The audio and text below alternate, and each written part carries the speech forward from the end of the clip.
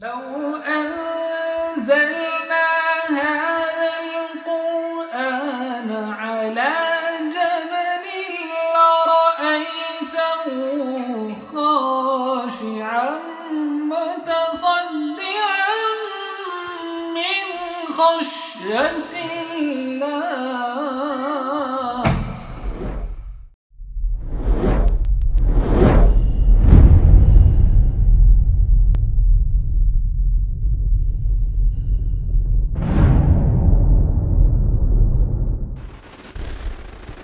الحمدللہ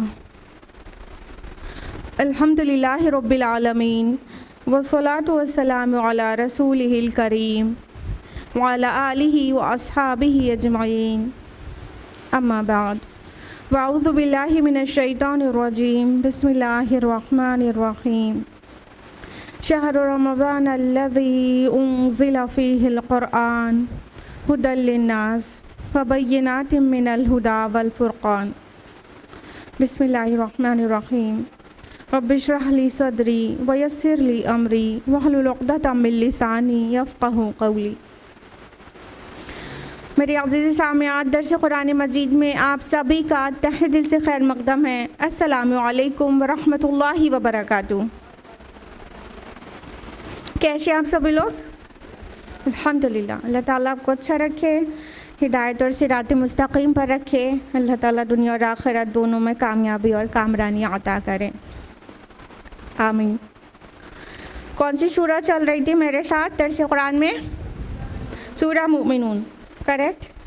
اور last time ہم لوگوں نے کہاں تک کیا تھا کمپلیٹ، آپ کو یاد ہے؟ آیت نمبر 92 تک. اور آج آیت نمبر 93 آنورڈز ہم لوگ تفصیل سے جانیں گے. اس کا کانٹیکسٹ ریمائنڈ کرا دیتے ہیں کہ پچھلے کافی ساری آیات میں توحید اور شرک کا تذکرہ تھا. طرح طرح سے حجت تمام کی جا رہی تھی مشرکین عرب پر کہ اللہ تعالیٰ ایک ہی ہے اور وہی عبادت کے لائق ہے. یہاں تک کہ وہ اللہ تعالیٰ کو خالق جانتے تھے اور اللہ تعالیٰ کی کئی صفات کے ساتھ اللہ تعالیٰ کو قبول کرتے تھے، باوجود اس کے شرک کرتے تھے. تو ان سے بار بار پوچھا جا رہا ہے کہ بتاؤ، آپ ان سے کہیے کہ ساتوں آسمانوں اور عرش عظیم کا مالک کون ہے. آیت نمبر 86 میں. تو آیت نمبر 87 میں جواب ہے، کہیں گے یہ سب کچھ اللہ ہی کا ہے. تو کہیے کیا تو پھر اس سے ڈرتے نہیں؟ اس طرح سے ان کو غور و فکر کی دعوت دی جا رہی تھی کہ یہ سبھی کچھ آپ جانتے ہیں کہ اللہ تعالیٰ نے پیدا کیا ہے اور اللہ کے علاوہ کوئی نہیں کر سکتا، تو پھر اس کے ساتھ پارٹنر سے ایسوسیٹ کرنے میں ڈر نہیں لگتا؟ فائنلی یہ کہا گیا کہ اگر اللہ تعالیٰ کی کوئی اولاد ہوتی یا اس کے ساتھ کوئی اور کارساز ہوتا تو کیا کرتے؟ پھر وہ سب ایک دوسرے پہ چڑھائی کرتے تھے اور سب جتنے معبود ہیں وہ سب اپنی اپنی مخلوق کو لے کے الگ ہو جاتے. اور یہ جو نظام ہے وہ اتنا منظم طریقے سے چل نہیں پاتا، دنیا اور آسمان کا، پوری کائنات کا، پورے یونیورس کا. تو یہ اپنے آپ میں یہ ایک عقلی دلیل ہے، ایک ریشنل آرگیومنٹ ہے کہ اللہ ایک ہی ہے اور ایک ہی ہو سکتا ہے اور وہی عبادت کے لائق ہے. تو اللہ تعالیٰ اس شرک سے پاک ہے جو لوگ بیان کرتے ہیں. آیت نمبر 93 سے ہم لوگ کنٹینیو کریں گے. اعوذ باللہ من الشیطان الرجیم بسم اللہ الرحمن الرحیم. آیت نمبر 93. قل رب اما ترینی ما یوعدون. اے نبی صلی اللہ علیہ وسلم آپ دعا کیجئے کہ اے میرے پروردگار اگر تو مجھے وہ عذاب دکھائے جس کی انہیں دھمکی دی جا رہی ہے. آیت نمبر 94. ربی فلا تجعلنی فی القوم الظالمین. تو پروردگار مجھے ان ظالم لوگوں میں شامل نہ کرنا. اب اللہ سبحانہ و تعالیٰ نبی اکرم صلی اللہ علیہ وسلم کو سکھا رہے ہیں کہ اے نبی آپ دعا کریے، آپ کہیے کہ یا اللہ پاک اگر جس عذاب کا ان سے وعدہ کیا جا رہا ہے وہ عذاب اگر میری زندگی میں آ جائے ان پر تو ہمیں اس میں شامل مت کریے گا. اس سے کیا سمجھ میں آ رہا ہے؟ اس سے یہ سمجھ میں آ رہا ہے کہ جو اللہ کا عذاب اتنے ڈرنے کی چیز ہے کہ اس سے صرف گناہگاروں کو ہی نہیں ڈرنا چاہیے بلکہ نیکوکاروں کو بھی ڈرنا چاہیے، کیونکہ اللہ تعالیٰ کا ایک اصول ہے کہ جو فتنہ برپا ہوتا ہے گناہگاروں کی طرف سے، وہ جب اس کے بدلے میں عذاب آتا ہے تو جو لوگ اس درمیان میں نیکوکار ہوتے ہیں پھر وہ بھی اس فتنے سے بچ نہیں پاتے۔ سورہ انفال کے آیت نمبر 25 ہے نا، وَاتَّقُوا فِتْنَةً لَا تُصِيبَنَّ الَّذِينَ ظَلَمُوا مِنْكُمْ خَاصَّةً، کہ ڈرو اس عذاب سے، اس فتنے سے جو صرف گناہگاروں کو ہی اپنی لپیٹ میں نہیں لے گا۔ تو جب وہ گناہ کا فتنہ برپا ہوتا ہے تو نیکوکار بھی اس میں عذاب میں آ جاتے ہیں، وہ ان کا دنیا کا رہتا ہے، ادروائز وہ آخرت میں کامیاب ہو جائیں گے۔ تو اللہ تعالیٰ نبی صلی اللہ علیہ وسلم کو باوجود اس کے کہ پرومس کر چکا ہے کہ ان پر کوئی عذاب آئے گا نہیں، اور جہاں پہ عذاب آئے گا وہاں پہ وہ نہیں ہوں گے، اس کے بعد بھی نبی صلی اللہ علیہ وسلم کو دعا کے لیے تلقین کی گئی، کیونکہ یہ اللہ کا عذاب واقعی ڈرنے کی چیز ہے، واقعی ڈرنے کی چیز ہے۔ تو نیکوکاروں کو ہی نہیں، گناہگاروں کو ہی نہیں، نیکوکاروں کو بھی ڈرنا چاہیے کہ اگر گرد و پیش میں فتنہ برپا ہے تو اللہ کی ناراضگی جب بھڑکے گی تو اس میں ان پر بھی کچھ نہ کچھ اثر آئے گا۔ تو اللہ تعالیٰ اپنے نبی صلی اللہ علیہ وسلم کو اول تو اس میں کبھی سوال ہی نہیں تھا کہ نبی اس عذاب میں رہ جائے جہاں پہ عذاب آئے، لیکن باوجود اس کے اللہ کے عذاب کی ہولناکی بیان کرنے کے لیے نبی صلی اللہ علیہ وسلم سے بھی دعا کرائی گئی۔ آیت نمبر 95، وَإِنَّا عَلَىٰ أَن نُّرِيَكَ مَا نَعِدُهُمْ لَقَادِرُونَ، اور یقیناً ہم آپ کو وہ دکھا دینے پر قادر ہیں جس کی ہم ان کو دھمکی دے رہے ہیں۔ یعنی اللہ سبحانہ تعالیٰ فرما رہے ہیں کہ یہ جو عذاب ہے نا وہ ہم آپ کو آپ کی زندگی میں دکھانے پر قادر ہے، یعنی اللہ تعالیٰ ہر چیز پر قادر ہے کہ وہ دنیا میں نبی صلی اللہ علیہ وسلم کی حیات میں ہی وہ عذاب انہیں دکھا دیتا جو جس چیز سے نبی صلی اللہ علیہ وسلم انہیں کافی عرصے سے ڈرا رہے تھے۔ یعنی اس سے پہلے کے رسولوں کے سارے قصص سنائے گئے مکی صورتوں میں، اور پھر اس سے نبی صلی اللہ علیہ وسلم اپنی قوم کو بھی ڈرا رہے تھے کہ تم پر بھی وہ عذاب نہ آ جائے، لیکن وہ نہیں مان رہے تھے۔ تو اللہ تعالیٰ کہہ رہے ہیں ہم قادر تو ضرور ہیں اس بات پر کہ ہم آپ کو آپ کی حیات میں ان کے اوپر عذاب لا کے دکھا دیں۔ آیت نمبر 96، ادفع باللتی ہی احسن السیئہ، آپ مقابلہ کیجئے برائی کا اچھائی کے ساتھ۔ نحن اعلم بما یصفون، ہم خوب جانتے ہیں ان باتوں کو جو یہ لوگ بنا رہے ہیں۔ اللہ سبحانہ و تعالیٰ نے یہاں پر دعوت کا طریقہ کار بتایا ہے، حالانکہ مجرمین نہیں مان رہے ہیں، وہ نہیں سن کر دے رہے ہیں، باوجود اس کے اے نبی صلی اللہ علیہ وسلم برائی کو برائی سے دفاع نہیں کرنا ہے، برائی کا کاٹ برائی سے نہیں کرنا، برائی کا کاٹ اچھائی کے ساتھ کرنا ہے، سیئہ کو حسنہ کے ساتھ دور کرنا ہے۔ یہ نہ صرف اللہ سبحانہ و تعالیٰ کا سکھایا ہوا طریقہ ہے بلکہ اللہ کے نبی صلی اللہ علیہ وسلم کا اخلاق ہو بہو قرآن تھا، اور ہمارے نبی صلی اللہ علیہ وسلم نے گالیوں کا جواب دعاؤں سے دیا ہے، اور کانٹوں کا جواب رحمتوں اور پھولوں سے دیا ہے۔ ہمارے نبی صلی اللہ علیہ وسلم نے یہ کر کے دکھایا، برائی کا جواب بھلائی کے ساتھ۔ ہم لوگ جو ہے سماج میں دین کی دعوت لے کر اٹھ جاتے ہیں، اور سامنے سے اگر کوئی انکار کرے یا برائی کرے تو ہم کیا کرتے ہیں، بھڑک جاتے ہیں۔ ہم بھی چاہتے ہیں کہ اینٹ کا جواب پتھر سے نہیں تو کم سے کم اینٹ سے تو ضرور ہی دیں، لیکن اللہ تعالیٰ نہ صرف نبی صلی اللہ علیہ وسلم کو بلکہ تمام داعیان اسلام کو طریقہ سکھا رہے ہیں کہ برائی کو بھلائی سے جب دفاع کیا جاتا ہے تو اس کے رزلٹس بہت خوبصورت اور بہت شاندار آتے ہیں۔ آپ سیرت میں سنتی رہتی ہیں، تفصیل میں جانے کا وقت نہیں ہے، ورنہ اس کے بہت ساری مثالیں ہیں کہ کس طرح برائی کا جواب بھلائی سے دیا گیا تو اس کا رزلٹ کیا آیا۔ اور اللہ تعالیٰ فرما رہے کہ ہم خوب جانتے ہیں جو یہ باتیں بنائے کرتے ہیں، یعنی اے نبی صلی اللہ علیہ وسلم ہم کو پتہ ہے یہ آپ کے متعلق کیا کیا کہتے ہیں، آپ کو ساحر، کاہن اور مجنون اور نہ جانے کیا کچھ کہا کرتے ہیں۔ تو ہم کو اچھی طرح سے پتہ ہے کہ آپ کے بارے میں کیا کیا باتیں بناتے ہیں جس سے آپ کو تکلیف ہوتی ہے، لیکن اس تکلیف کے بعد بھی ان کے نافرمانیوں کا جواب اور ان کی بدمعاشیوں کا جواب حسن کے ساتھ ہی، نیکی اور خیر اور بھلائی کے ساتھ ہی دیجیے۔ آیت نمبر 97 وَقُلْ رَبِّ أَعُوذُ بِكَ مِنْ ہَمَزَاتِ الشَّيَاطِينِ، اور کہیے کہ اے میرے رب میں تیری پناہ میں آتا ہوں شیاطین کی چوٹ سے، وَأَعُوذُ بِكَ رَبِّ أَنْ يَحْضُرُونِ، اور اے میرے رب میں تیری پناہ طلب کرتا ہوں اس سے کہ وہ میرے پاس بھی آئیں۔ اب دیکھیے جب کوئی سامنے سے بھڑکتا ہے تو ادھر سے شیطان لگ جاتا ہے، یعنی انبیاء کو بھی نہیں چھوڑتا ہے کہ وسپرنگ کرے، تو شیطان لگ جاتا ہے اور وہ حمز شروع کر دیتا ہے۔ ہمزات شیاطین سے پناہ مانگنے کے لیے کہا گیا نا، حمز کا معنی ہوتا ہے شیطانی وسوسہ، اور یہ حمز نچوڑنے یا چبھونے کے معنی میں بھی آتا ہے۔ تو شیطان ایکچولی ایک کچوگا ہی لگاتا ہے، چبھوتا ہی ہے، نچوڑتا ہی ہے، اور جب کوئی چیز نچوڑی جاتی ہے تو ایک بار نہیں نچوڑی جاتی نا، اس کو بار بار نچوڑا جاتا ہے۔ تو اسی طرح شیطان جو ہے وہ بار بار جو ہے وہ خناس ہے، اور وہ وسوسے ڈالتا ہے، پھر چھپ جاتا ہے، پھر واپس آتا ہے، پھر ہٹ جاتا ہے، پھر واپس آتا ہے، بار بار کرتا ہے۔ تو جب کوئی سامنے سے مان لیجیے کوئی گالی گلوچ کرنے لگا، آپ خیر کی دعوت دے رہے ہیں، سامنے سے گالی گلوچ اور چڑ اور چلاہٹ، تو جو سامنے والا ہے، جو داعی ہے، اس کو شیطان فوراً لاحق ہوگا اور اس کو غصہ دلائے گا کہ بتاؤ تم کیسے کہہ دیا، بتاؤ یہ تو کوئی بات نہیں ہوئی، ایسے کہہ دیا تو صریح الزام ہے وغیرہ وغیرہ۔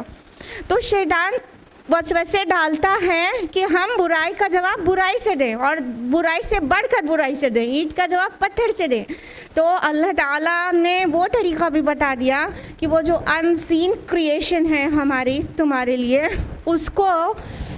اس سے بچنے کے لیے تم کیا کر سکتے ہو، اپنے رب کی پناہ مانگو شیطانی وسوسوں سے، اور کہو کہ اے میرے رب میں اس بات سے بھی آپ کی پناہ چاہتا ہوں، میرے قریب بھی آ، وسوسہ ڈالنا اور مجھے نقصان پہنچا دینا تو دور رہا، میرے قریب بھی آئے، اس بات سے بھی میں آپ کی پناہ چاہتا ہوں۔ تو نبی صلی اللہ علیہ وسلم کو ہی نہیں بلکہ ہم سب کو بھی سکھا دیا گیا نا کہ ہم لوگ سم ٹائمز ایک دم ٹائٹنس فیل کرنے لگتے ہیں کہ اب شیطان ہے، دکھائی تو دیتا نہیں ہے، اب ہم اس سے کیسے لڑیں، کیسے جنگ کریں اور اس سے کیسے بچیں، اور اپنے کو بالکل محسوس کرتے ہیں کہ بہت مشکل میں آ گئے، جبکہ اللہ تعالیٰ نے شیطان کے سارے وسواس سے بچنے کے ساری ترکیبیں بھی قرآن میں بتا دی ہیں، اور یہ بھی واضح کر دیا کہ شیطان کا جو مکر ہے وہ بہت ہی کمزور ہے۔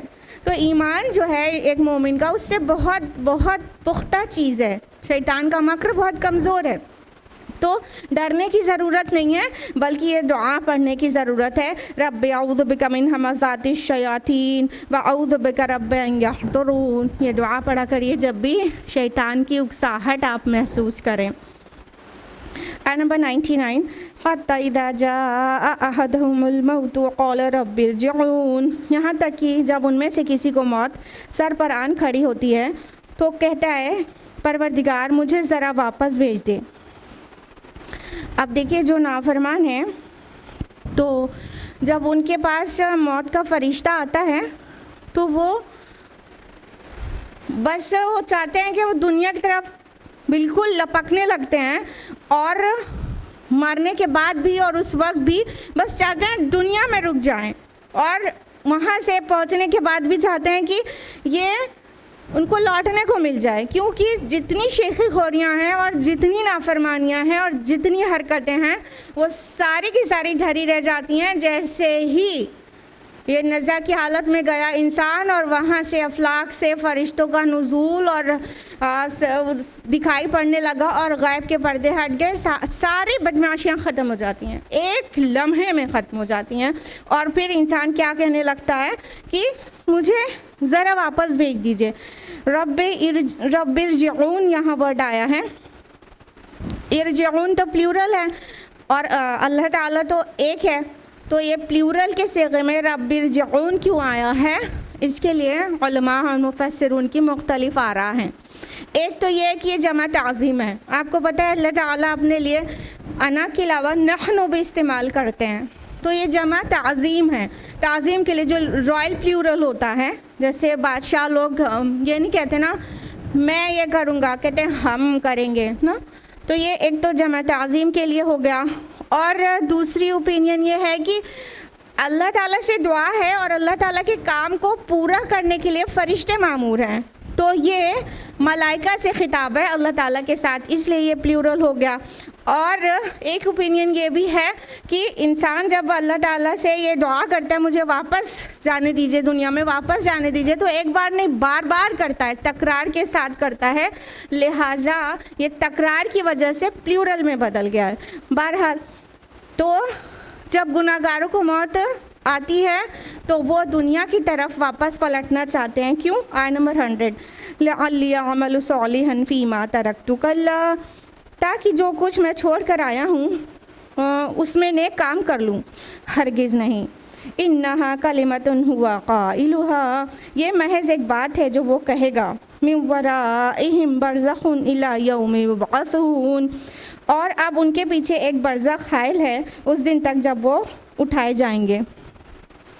اب اللہ سبحانہ تعالیٰ فرما رہے ہیں کہ یہ کیوں کہے گا کہ مجھے دنیا میں واپس جانا ہے, کیونکہ وہ چاہے گا بس تھوڑا سا نیک اعمال کر لوں.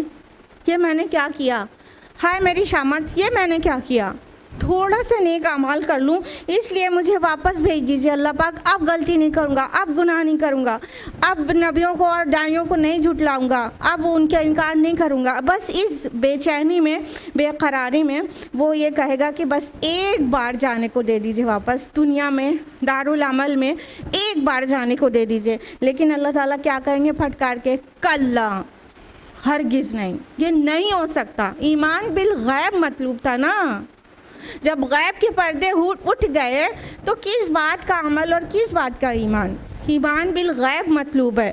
تو جب اس لیے غیب کے پردے اٹھنے کے بعد کوئی ضرورت نہیں ہے کہ اب بھی انسان نہ مانے, حالات ہی نہیں ہے, اب تو سب دکھ رہا ہے. اسی کو ماننے اور کے لیے کہا گیا تھا, اب تو سب آنکھوں سے دکھ رہا ہے, تو اب ایمان کس فائدے کا ہے اور نیک اعمال کسی بھی کام کے نہیں ہوں گے. دیکھیں موت میں قدم رکھتے ہی انسان کا جو انتظار ہے وہ ختم ہو جاتا ہے اور ایک نئی دنیا میں پہنچ جاتے ہیں.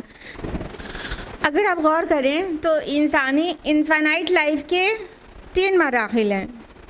ایک یہ زندگی جو دنیا میں گزارتے ہیں, اور ایک حصہ وہ جو برزخی زندگی میں گزرتا ہے, یعنی موت آنے کے بعد اور قیامت قائم ہونے سے پہلے, وہ برزخی زندگی ہے.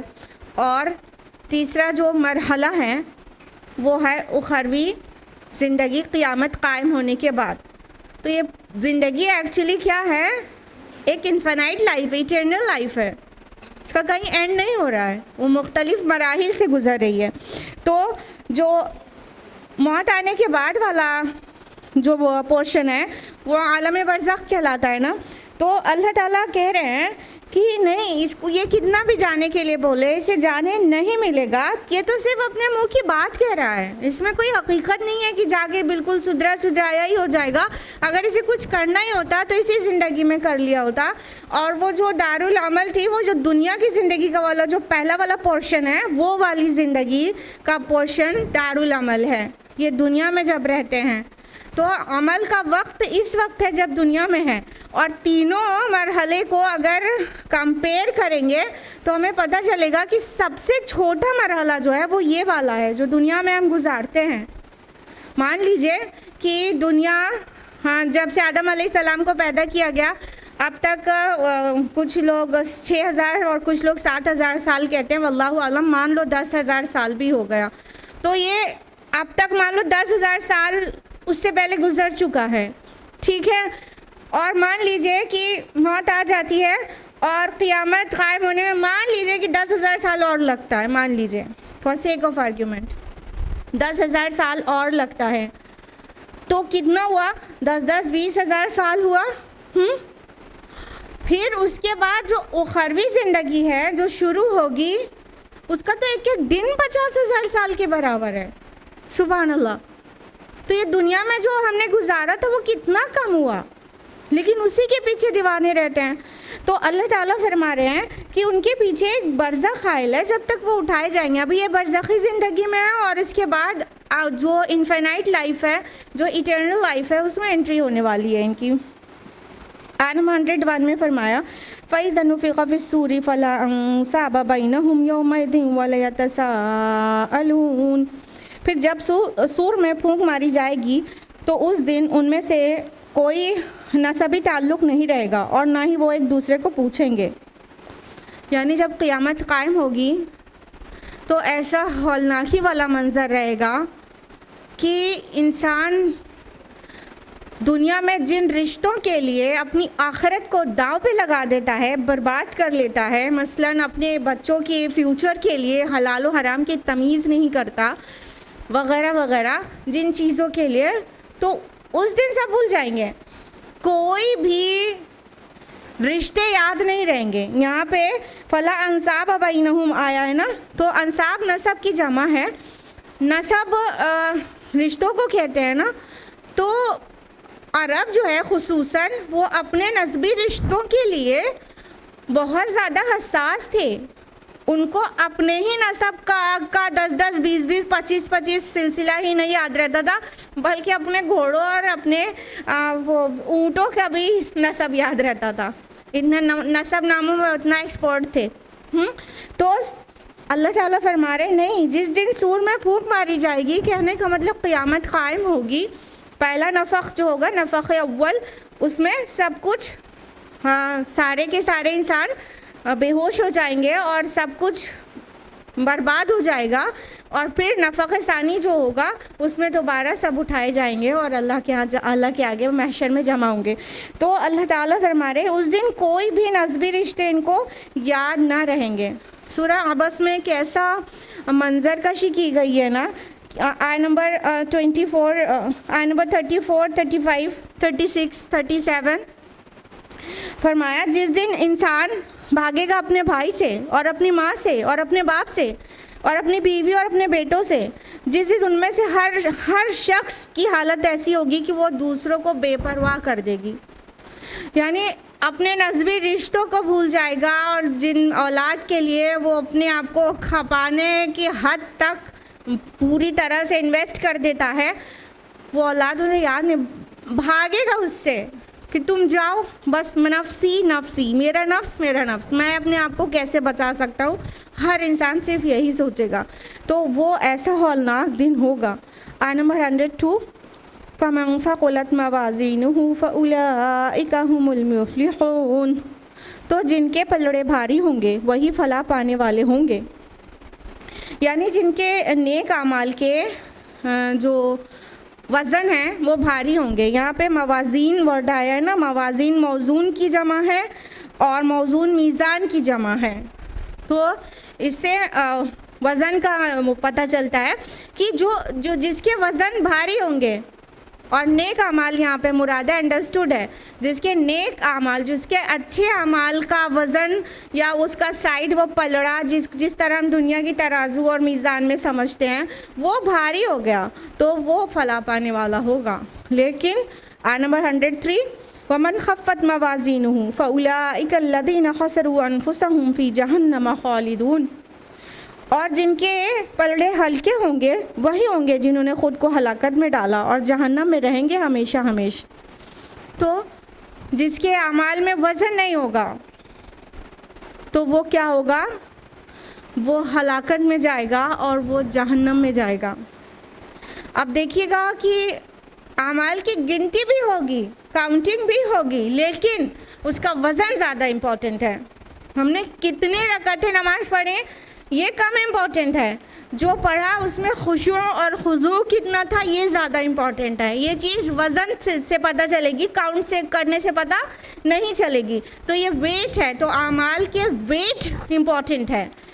خلوص دل سے کہا گیا کوئی کلمہ توحید، وہ بہت زیادہ وزنی ہوگا، اور بس ایسے ہی زبان پھیر لیا اور بہت سی ہزاروں دانوں کی تسبیح پوری رٹ ڈالی، وہ وزنی نہیں ہوگا۔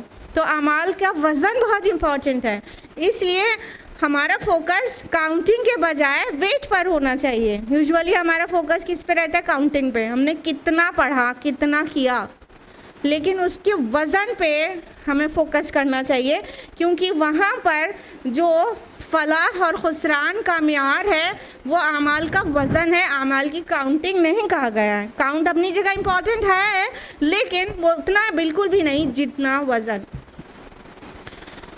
آیت نمبر 104، تلفح وجوہہم النار وہم فیہا کالحون، آگ ان کے چہروں کو جھلسا دے گی اور اس کے اندر بد شکل ہو جائیں گے۔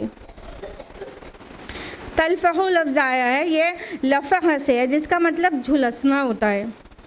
اس کو صحابہ اس طرح ایکسپلین کرتے تھے کہ جیسے بکری کی سری ہوتی ہے، اس کو جب آگ میں تپایا جائے تو دیکھیے آنکھیں باہر نکل آتی ہیں اور پورا چہرے پہ مطلب کالک ہو جاتی ہے، اور وہ اس کو پکانے سے کیا ہوتا ہے، تیوری چڑھ جاتی ہے، عجیب سی ڈراؤنی سی شکل بن جاتی ہے نا بکری کی سری۔ اگر کبھی آپ نے پکایا ہوا ہو یا پکی ہوئی دیکھا ہو، یعنی آگ میں اسے جو جھلسایا جاتا ہے، تو اس طرح سے انسان بد شکل ہو جائے گا کہ جیسے مطلب اس ڈراؤنی سی شکل بن جائے گی اس کی، اتنی ڈراؤنی سی، بہت مطلب ذرا تصور کریے کہ ہم لوگ اپنے اسکن کے کسی بھی پورشن میں جلنے کو پسند نہیں کرتے ہیں، کٹ جاتا ہے اتنی تکلیف نہیں ہوتی، لیکن جلنے میں کتنی تکلیف ہوتی ہے۔ اور چہرے پر جب کوئی بھی پریشانی آتی ہے، کوئی جلنے کا ڈر ہو یا آندھی کا ڈر ہو یا کوئی بھی چیز کا، تو سب سے پہلے اپنے ہاتھوں سے چہرے کو چھپا لیتے ہیں۔ یعنی یہ جو فیس کی اسکن ہوتی ہے وہ بہت نازک ہوتی ہے اور ہم اس پہ کوئی بھی تکلیف برداشت نہیں کر پاتے ہیں۔ تو فیس کو کس طرح سے اس کے اوپر آگ چڑھی ہوئی ہوگی اور چہرہ جب جلے گا تو کتنی تکلیف ہوگی، یہاں پر صرف چہرے کو منشن کیا گیا ہے تاکہ اس کی شدت کا احساس ہو سکے، ورنہ جو جہنم میں جو پنشمنٹ ہوگی وہ اتنی زیادہ شدید ہوگی جس کا ہم دنیا میں تصور بھی نہیں کر سکتے ہیں۔ صحیح بخاری کی حدیث ابو ہریرہ رضی اللہ عنہ راوی ہے کہ اللہ کے رسول صلی اللہ علیہ وسلم نے فرمایا کہ ایک کافر کے دونوں کندھوں کے درمیان کی جو دوری ہوگی وہ ایک تیز رفتار گھڑ سوار کے 3 دن کی مسافت کے برابر ہوگی، یعنی کندھے اتنے چوڑے ہو چکے ہوں گے۔ اور ایک اور روایت میں ہے کہ ایک داڑھ احد پہاڑ کے برابر ہوگی۔ کیوں باڈی کو اتنا ایکسپینڈ کیوں کر دیا جائے گا؟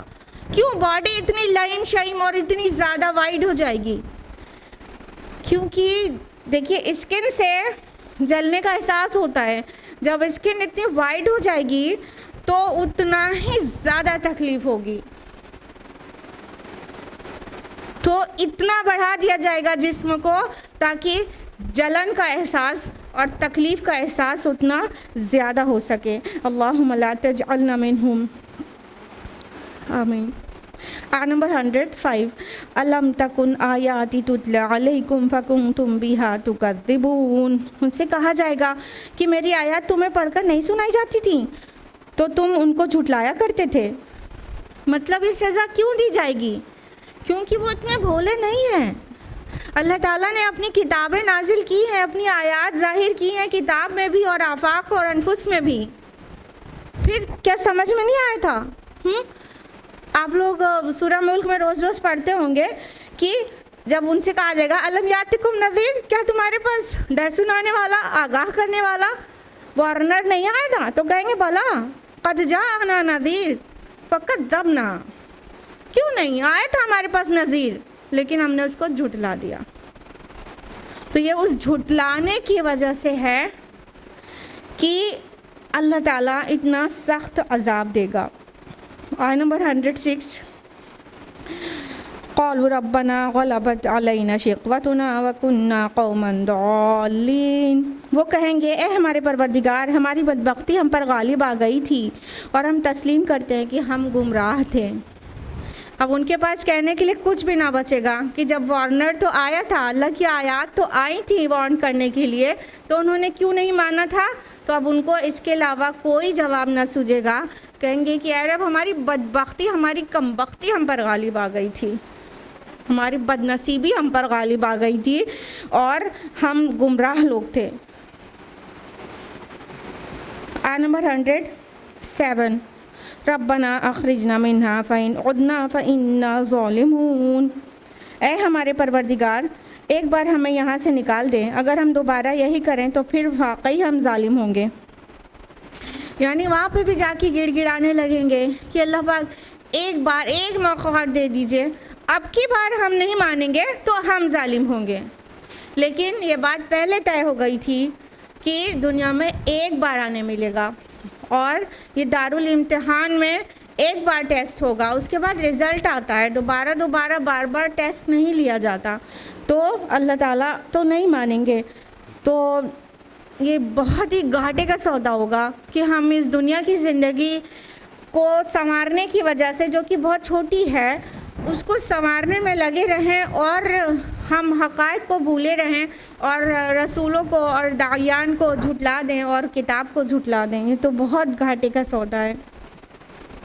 آیت نمبر 108 قال اخسؤوا فیہا ولا تکلمون، اللہ فرمائے گا اب تم ذلیل و خوار ہو کر اسی میں پڑے رہو اور مجھ سے بات نہ کرو۔ اب اللہ تعالیٰ کیا کہیں گے؟ اب تم ذلت و خواری کے ساتھ پڑے رہو اسی میں۔ قال اخسؤوا ورڈ آیا ہے نا، اخسا خسا کا مطلب ہوتا ہے کتے کو جسے دھتکارا جاتا ہے اس کو کہتے ہیں۔ تو اللہ تعالیٰ جو ریفیوز کریں گے ان کو، ان کی یہ ریکویسٹ کہ اللہ پاک ایک بار جانے دے دیجئے، تو اللہ تعالیٰ دھتکار کے کہیں گے کہ نہیں اب تم ذلت کے ساتھ یہیں پڑے رہو اور مجھ سے بات بھی مت کرو۔ یعنی جو شروعاتی مرحلہ جو ہوگا عدالت کا، اس میں اگر جو وہاں کی ہولناکیاں دیکھ کر ریکویسٹ کرنا شروع کریں گے انسان گناہگار، انسان کفار جو یہاں پہ سمجھائے نہیں سمجھتے تھے، تو اللہ تعالیٰ انہیں خاموش کرا دے گا کہ ابھی بات بھی مت کرو مجھ سے۔ جب کوئی کسی سے بہت زیادہ ناراض ہوتا ہے تو اس سے بات کرنا پسند نہیں کرتا نا، تو اللہ تعالیٰ کہیں گے کہ مجھ سے بات مت کرو۔ آیت نمبر 109 انہو کان فریق من عبادی یقولون ربنا آمنا فاغفر لنا وارحمنا وانت خیر الراحمین، یقیناً میرے بندوں میں کچھ لوگ وہ بھی تھے جو کہا کرتے تھے اے پروردگار ہم ایمان لے آئے، بس تو ہمیں بخش دے اور ہم پر رحم فرما، اور تو تمام رحم کرنے والوں سے بہتر رحم فرمانے والا ہے۔ بات اللہ تعالیٰ کنٹینیو کر رہے ہیں کہ تمہارا جرم یہ ہے کہ میرے جو نیک بندے ہیں جو مجھ پر ایمان لائے تھے، اور ان کی دعا ہمیشہ یہی رہتی تھی کہ اللہ پاک ہم اس داعی کی دعوت پر لبیک کہہ کر ایمان لے آئے ہیں، اور اے ہمارے پروردگار آپ ہم کو بخش دیجئے اور ہم پر رحم کر دیجئے، اور آپ سب رحم کرنے والوں سے بڑھ کر رحم کرنے والے ہیں۔ وہ اس کے اندر اتنی عاجزی اور انکساری ہوتی تھی تو تم اس کا کیا رسپانس دیتے تھے؟ آیت نمبر 110 فَاتَّخَذْتُمُوهُمْ سِخْرِيًّا، تو تم نے ان کا مذاق اڑایا، حَتَّى أَنسَوْكُمْ ذِكْرِي، یہاں تک کہ ان لوگوں نے تمہیں میرا ذکر بھلا دیا، وَكُنْتُمْ مِنْهُمْ تَضْحَكُونَ، اور تم ان پر ہنستے ہی رہے۔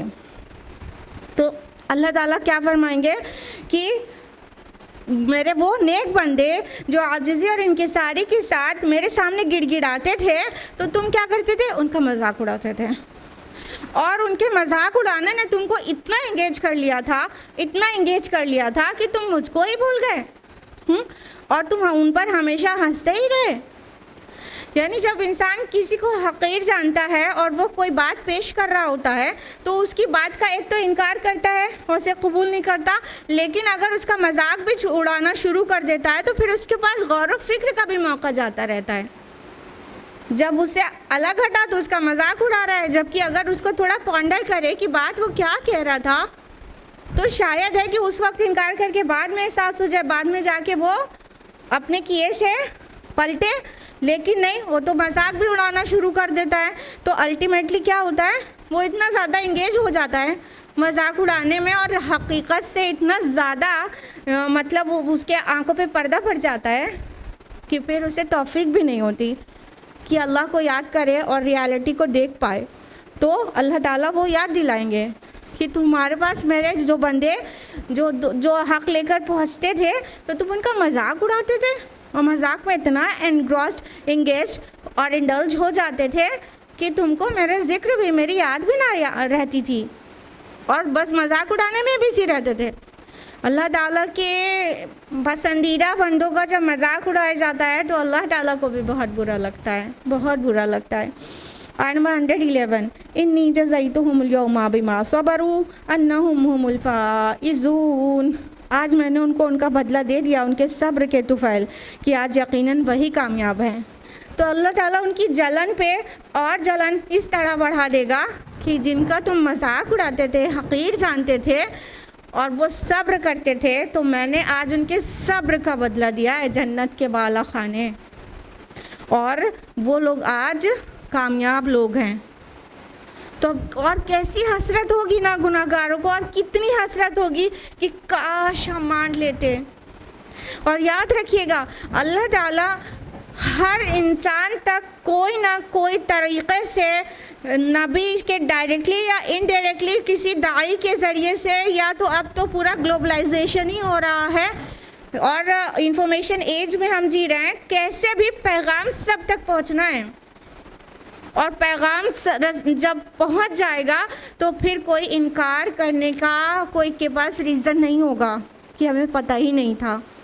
تو اللہ تعالیٰ ہر دور میں، جب نبیوں کا آنا بھی بند ہو گیا تو بھی ہر دور میں کچھ نہ کچھ اپنے داعیان کو کھڑے رکھتا ہے اور ان کی مخصوص حفاظت کرتا ہے تاکہ یہ پیغام رسانی کا کام ہوتا رہے، اور روز آخرت ان کے اوپر، جن کو نہیں مان کر دینا ہے، ان کے اوپر یہ بات دلیل اور برہان بن کے ان کے خلاف ثابت ہو جائے. تو اللہ کے نبی پلس دیگر داعیان اسلام جو نبی کے بعد آتے ہیں اور ہر دور میں ہوتے ہیں، ان کے ساتھ بھی یہی کیا جاتا ہے. وہ نبی والا کام کرتے ہیں، وہ نبی والی تکلیفیں انہیں برداشت کرنی پڑتی ہیں، ان کا مذاق اڑایا جاتا ہے. تو اللہ تعالیٰ غضبناک ہو کر اس دن کہے گا کہ تم تو مذاق ہی اڑاتے رہے، لیکن آج دیکھ لو ان کو صلہ میں نے ان کے صبر کا دیا ہے. کیونکہ کوئی نبی اور کوئی داعی اسلام بنا صبر کے کامیابی کے راستے تک کو طے نہیں کر سکتا. صبر تو کرنا ہی کرنا پڑتا ہے. تو جنت ایکچولی صبر کا بدلہ ہے، صبر کا. اس کو لائٹلی نہ لیا کریے صبر کو. صبر بہت بڑی چیز ہے. چاہے انسان کتنے اچھے اچھے کام کرے لیکن کچھ کٹھن مراحل میں صبر نہ کرے تو سب کچھ ویسٹ ہو جائے گا نا. اس لیے صبر بہت اہم چیز ہے. یہاں پہ دیکھیے کتنا عظیم سطح پر، کتنا مطلب شوق دلانے والے طرح سے یہاں پہ صبر کو مینشن کیا جا رہا ہے. آج میں نے ان کو بدلہ دے دیا ان کے صبر کے طفیل. سبحان اللہ، یہ جنت جو ہے صبر کا بدلہ ہے. آیت نمبر 112 قَالَ كَمْ لَبِثْتُمْ فِي الْأَرْضِ عَدَدَ سِنِينَ. پھر وہ ان سے پوچھے گا تم لوگ کتنا عرصہ زمین میں رہے ہو سالوں کی گنتی میں.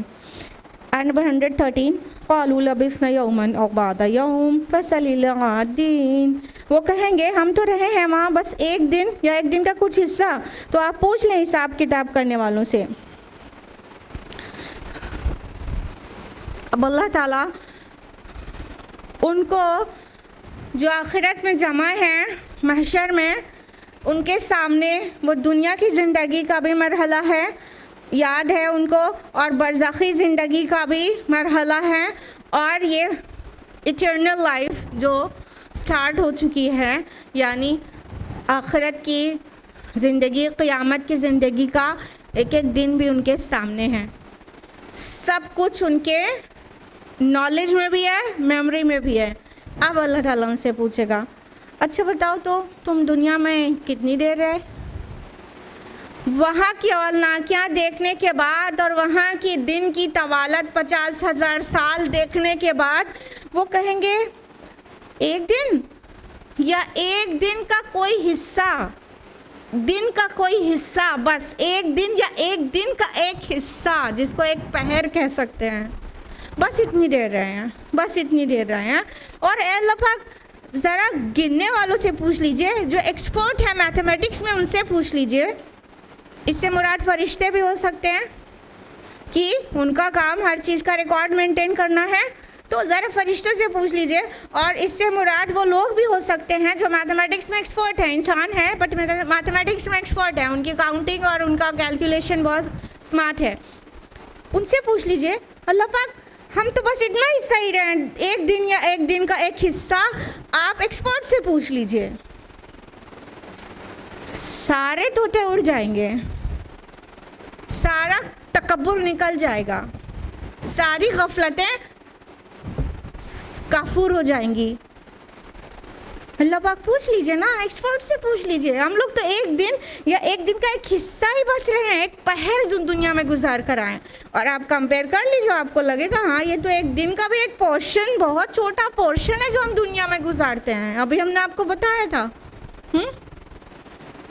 کہ یہاں اگر ہزاروں سال بھی، یہاں تک کہ آدم سے لے کے قیامت تک بھی بہت ہزار سال تک دنیا چلی، 15-20 ہزار سال تک بھی چلی، تب بھی نتھنگ گریٹ. 50,000 سال کا تو وہاں ایک دن ہے.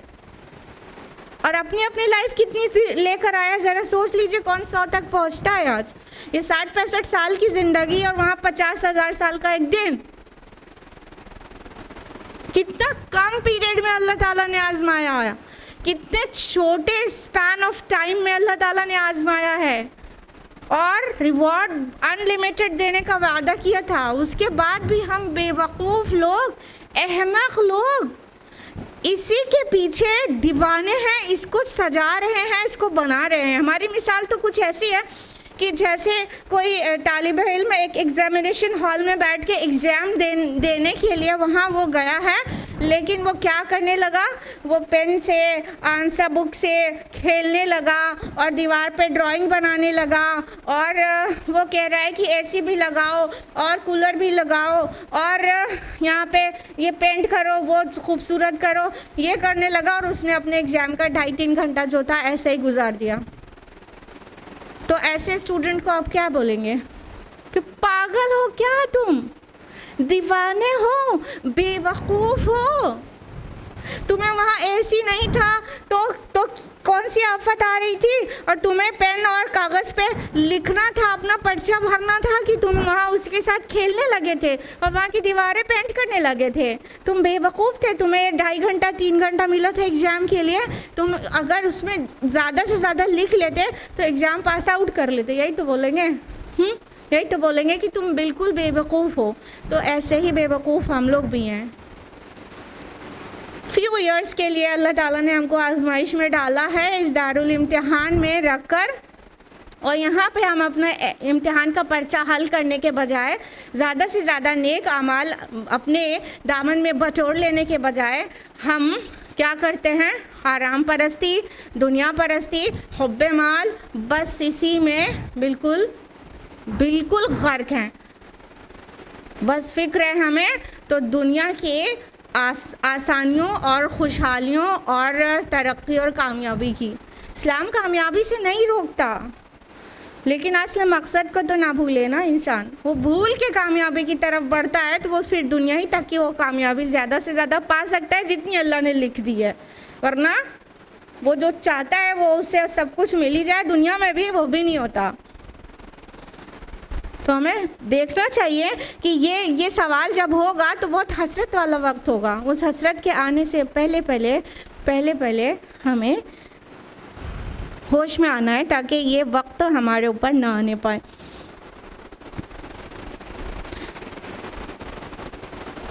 آیت نمبر 114. قال ان لبثتم الا قليلا لو انکم کنتم تعلمون. اللہ فرمائے گا واقعتاً تم لوگ نہیں رہے ہو مگر بہت تھوڑا ہی عرصہ، کاش کہ تم لوگ جانتے ہوتے. اللہ تعالیٰ ان کی بات کی تائید کرے گا کہ یقیناً تم بہت ہی تھوڑا دیر رہے ہو وہاں، لیکن کاش تم آن ٹائم اس بات کو سمجھ جاتے، جان جاتے. کتاب میں بار بار تو کہا گیا تھا. قرآن میں آخرت کی آیت لگتا ہے کہ ایک صفحہ بھی ایسا نہیں گزرتا جہاں پر ڈائریکٹلی یا انڈائریکٹلی آخرت کا تذکرہ نہ ہو. اب اس سے زیادہ ہیومینٹی کو کیا چاہیے تھا؟ اتنے سارے ریمائنڈرز. لیکن تب تمہیں ہوش آ گیا ہوتا یہ دن آنے سے پہلے کہ اب تمہیں دکھ رہا ہے اتنی طویل زندگی ہے. تب وہ دارالامتحان میں تمہیں ہوش آ گیا ہوتا تو تب کتنا اچھا ہوتا. کاش کہ تم جانتے ہوتے. نمبر 115 افحسبتم انما خلقناکم عبثا وانکم الینا لا ترجعون. کیا تم نے یہ سمجھا تھا کہ ہم نے تمہیں بیکار پیدا کیا تھا اور یہ کہ تم ہماری طرف لوٹائے نہیں جاؤ گے؟ اب اللہ تعالیٰ کہیں گے کہ جو دنیا میں کر کے آئے ہو وہ کیا شو کر رہا ہے؟ تم نے کیا سمجھا تھا؟ ہم نے تمہیں عبث ہی پیدا کیا ہے، باطل پیدا کیا ہے، بے مقصد پیدا کیا تھا. یہ کارخانہ حیات کو دیکھ کر یہ آسمان اور زمین میں بہت ساری نشانیاں اور ایک اللہ کی کتاب میں آیات، ان سب کو پڑھ کر کہیں محسوس ہوتا ہے کہ انسان بے مقصد پیدا کیا گیا ہے؟ ذرا سا زندگی پر غور کریں گے تو بالکل واضح ہو جائے گا کہ اللہ تعالیٰ نے انسان کو بے مقصد نہیں پیدا کیا. اتنے چھوٹے سے کرۂ ارضی پر ہم رہتے ہیں، یہ ارتھ، اس کے باہر سن، اس کے باہر اپنی ملکی وے گیلیکسی اور اتنی ساری انلمیٹڈ انکاؤنٹیبل گیلیکسیز اور اتنا بڑا اسپیس، یہ سب کچھ اللہ تعالیٰ نے پیدا کر دیا. بیکار ہی پیدا کیا ہے. رات آتی ہے، دن آتا ہے اور تو تم کھاتے ہو اور تمہارا کھانا تھوڑی دیر کے بعد ڈائجیشن کے بعد تمہارا وجود بن جاتا ہے، تمہیں انرجی دیتا ہے. کیا بیکار ہی یہ سارا سسٹم چلایا تھا ہم نے؟ بنا وجہ ہی پیدا کر دیا تھا. انسان کبھی بھی غور سے سوچے تو وہ سمجھ جائے گا، بغیر ایون کتاب کو پڑھے، کوئی وحی کو پڑھے، وہ سمجھ جائے گا میں بیکار نہیں پیدا کیا گیا ہے، کوئی تو مقصد ہے. اور پھر وہ مقصد یہ اللہ کی وحی بیان کر دے گی کیا مقصد ہے. اس دنیا میں آزمایا جانا مقصد ہے. ہم اللہ تعالیٰ کا یونیورسل کریشن پلان ہی بھول جاتے ہیں، ہم اپنی مقصد حیات ہی بھول جاتے ہیں. تو مسئلہ یہاں ہے. اللہ تعالیٰ پھٹکارتے ہوئے جب پوچھے گا تو کیا جواب دیں گے؟ کیا تم نے کیا سمجھا تھا ہم نے تمہیں بے مقصد پیدا کیا تھا؟ اللہ تعالیٰ پاک ہے اس بات سے نا کہ کوئی کام عبث کرے، بنا مقصد کے ہی کوئی کام کرے. نہیں، اللہ تعالیٰ اس چیز سے بالکل پاک ہے. نمبر 116 فتعالی اللہ الملک الحق. وہ تو بہت ہی بلند و بالا ہے اللہ جو حقیقی بادشاہ ہے، یعنی اس چیز سے پاک ہے، اس چیز سے بہت بلند ہے جو تم یہ سمجھ بیٹھے ہو کہ بنا وجہ ہی پیدا کیا ہے. دیر از نو لائف آفٹر ڈیتھ. ریالزم کی فلاسفی، نیچرلزم کی فلاسفی، اللہ پاک ہے ان ریالزم اور سوشلزم اور نیچرلزم کی فلاسفیز سے کہ جو کچھ دکھ رہا ہے بس وہی ہے، جو کچھ نہیں دکھ رہا ہے وہ کچھ ہے ہی نہیں اور کوئی مقصد ہی نہیں ہے. بس دیر از نو لائف آفٹر ڈیتھ. اور جتنی زندگی ہے اس میں کھاؤ پیو موج کر لو. موج کرنے کے لیے زندگی نہیں دی گئی تھی، آزمائے جانے کے لیے دی گئی تھی، آزمانے کے لیے. تو اس کے لیے تو ہم سیریس نہ ہوئے. اللہ پاک ہے اور بہت بلند ہے اس چیز سے کہ ہمیں اس طرح ایسے موج کرنے کے لیے پیدا کر دیتا. لا الہ الا ہو رب العرش الکریم. اس کے سوا کوئی معبود نہیں، وہ تو بہت عزت والے عرش کا مالک ہے بے شک و شبہ. نمبر 117 وَمَن يَدْعُ مَعَ اللَّهِ إِلَٰهًا آخر. اور جو کوئی پکارے اللہ کے ساتھ کسی اور کو معبود، لا برہان لہ بہ فإنما حسابہ عند ربہ، جس کے بارے میں اس کے پاس کوئی دلیل موجود نہیں ہے تو اس کا حساب اس کے رب کے پاس ہے. انہ لا یفلح الکافرون. اس میں کوئی شک نہیں کہ ایسے کافر فلاح نہیں پائیں گے. اللہ تعالیٰ فرماتے ہیں کہ جو اللہ کے ساتھ اور پارٹنر سے ایسوسیٹ کرے تو اس کے پاس کوئی بھی برہان، کوئی بھی دلیل، کوئی بھی آرگیومنٹ نہیں ہے. کوئی ریشنل آرگیومنٹ سیٹسفائی نہیں کرتا، کوئی لاجیکل آرگیومنٹ سیٹسفائی نہیں کرتا اور کوئی بھی طرح کا دلیل آسمانی وحی کے ذریعے کہیں پر بھی ایسی نہیں ہے جس سے یہ پتہ چلے کہ اللہ کے ساتھ پارٹنر سے ایسوسیٹ کرنا، شرک کرنا کسی بھی طرح سے جائز ہے یا لاجیکل ہے یا ریشنل ہے. نہیں، کوئی دلیل نہیں ہے انسان کے پاس کہ وہ اللہ کے ساتھ شرک کرے. فرمایا کہ اس کا حساب اس کے رب کے پاس ہے. اور ایسے کافر جو انکار کرتے ہیں، کتنے سطحوں پر انکار کیا گیا نا. ایک اندر سے آواز آتی ہے، ایک جو انسان کی فطرت ہے وہ توحید پر ہے، اندر کی آواز کا انکار کیا انہوں نے، اللہ کی کتاب اللہ کی وحی کا انکار کیا انہوں نے، اللہ کے نبی کی دعوت یا تو اس نبی کی دعوت کو لے کر اٹھنے والے بعد میں داعی کی دعوت، اتنی سطح پر انکار کیا، اتنی سطح پر، بلکہ ایک رسول کا بھی انکار کیا نا تو سارے رسولوں کا انکار کیا. تو اتنا انکار، اتنی تکذیب کیا انہوں نے. تو ایسے تکذیب کرنے والے کبھی فلاح نہیں پائیں گے. اب اچھا غور کریے، یہ سیکنڈ لاسٹ آیا ہے، بس ایک آیت بچی ہے سورہ مومنون میں. کہا ذرا انہ لا یفلح الکافرون، بے شک کافر فلاح نہیں پائیں گے. پہلی آیت کون سی ہے سورہ مومنون کی؟ بالکل، قد افلح المؤمنون، کہ مومنوں نے فلاح پا لی، مومن فلاح پا گئے. کنٹراسٹ آ گیا. بگننگ ہوئی تھی مومن فلاح پا گیا اور اینڈنگ ہو رہی ہے کافر فلاح نہیں پائیں گے. آیت نمبر 118، وَقُلْ رَبِّ اغْفِرْ وَارْحَمْ وَأَنْتَ خَيْرُ الرَّاحِمِينَ. اور دعا کیجئے کہ اے میرے پروردگار تو ہمیں بخش دے، ہم پر رحم کر، اور تو تمام رحم کرنے والوں میں سب سے بہتر رحم کرنے والا ہے. یعنی نبی صلی اللہ علیہ وسلم اور آپ کی وساطت سے ہم سب تک یہ پیغام پہنچ گیا. اب ہمیں یہ دعا کرنا چاہیے کہ اللہ پاک ہم کو بخش دے، ہم پر رحم کر. اور اللہ کی صفت اعلیٰ یہ ہے کہ وہ کسی بھی رحم کرنے والوں سے بڑھ کر رحم کرنے والا ہے. تو ہمیں دعا کرنی چاہیے اور ساتھ ہی اپنے رب کے سامنے عاجزی اور انکساری کا اظہار کرنا چاہیے. اور ہمیں اپنا مقصد حیات ہرگز نہیں بھولنا چاہیے، کیونکہ مقصد حیات بھولنے کے بعد ایک راستہ بچتا ہے، وہ ہے حق کی تکذیب کا. اور ایسے تکذیب کرنے والے، انکار کرنے والے فلاح نہیں پایا کرتے. اور سب سے شروع میں بتا دیا گیا تھا کہ مومنون فلاح پائیں گے. تو اللہم ربنا اجعلنا من المؤمنون، اللہم لا تجعلنا من الکافرون، آمین یا رب العالمین.